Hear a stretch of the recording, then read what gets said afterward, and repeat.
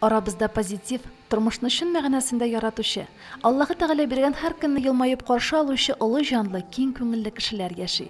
Аларга карыйсың да сокланып куясың. Мөслимдә гомер итүче Зәйтүнә Минһаҗева 4нче ел инде хастаханә юлын тапты. Атнаның 3 көнендә ул шәһәр хастаханәсенә гемодиализга йөри. 7 көннең ни бары 4-се генә аныкы. Шул санаулы көннәрдә дә актив тормыш рәвеше алып бара ул. Бәләкәйдән үк безнең гаилә тормыш яратып үсте, әнкәйдән әткәйдән килгәндер ул. Бәләкәй чактан ук без үзебезчә походларга йөридек. Менә алар алып чыгып китәдер безне, бөтен кайткан кунаклар белән тезелеп әрәмәгә. Анда балык тоту дисеңме, анда каптит итәдер әткәй балыклар. Шунда костерда әйберләр пешереп ашыйдык. Шуннан калгандыр дим, аннан мәктәп елларында чаңгыда шуу дисең Искавыл тауында. Мәктәпне тәмамлагач 17 яшьлек Зәйтүнә Казанга юлдыда.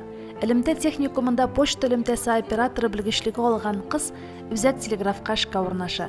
7 ел хезмәт куйганнан соң, туган ягын сагыныр хисләрен йөгәнли алмагач, Мөслимгә кайтырга дигән карарга килә. Казанда 7 ел эшләдем мин. Анда чаңгы буенча без телеграф буенча абый белән икебез Гил Спартак командасында беренче урынны алып барадык. Беренче разряд лыжа буенча, чаңгы буенча һәм спортивный ориентирование татарча әйтәлмим аны. Аның буенча мин беренче разряд. Шулай яраттым спортны. Һәм менә олыгая килә, һаман чирләр өстәле торды. Мин аңа бирешмәскә тырышам. Райондашларыбыз өлкәннәр арасында үткәрелгән спорт ярышларында иң актив катнашучыдыр мәгәет. Дарт суенында беренчелек һәр вакыт аның кулында. Кул көрәше, шаш куенында да сынатмый Зәйтүнә апа. Велоярышта да ул иң өлкән кеше номинациясендә җиңүче булды. Районда иң беренчеләрдән булып скандинавча йөрүне сайлаган кеше дә ул. 10 ел элек чаңгы таякларына таянып йөргәндә аңа күпләр аптырап калгандыр.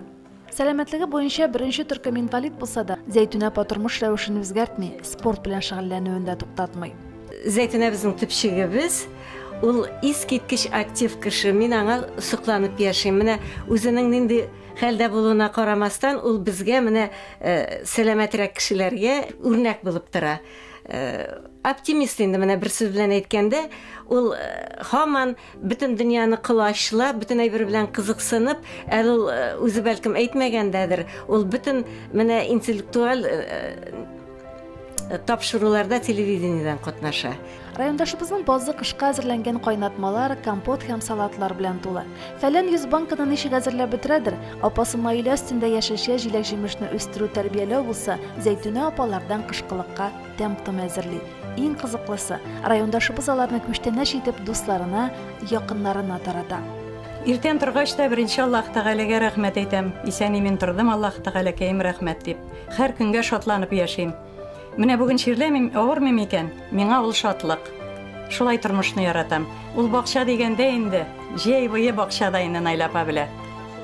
Зәйтүнә апаның изгелек тулы йөрәгендә һәркемгә, һәр нәрсәгә урын җитәрлек. Үз куллары белән үрлегән кош ояларында песнәкләр, асык белән туена. Кемгәдер артык булып урамга чыгарып ташланган песи балалары да райондашыбызның өендә тәрбия тапкан.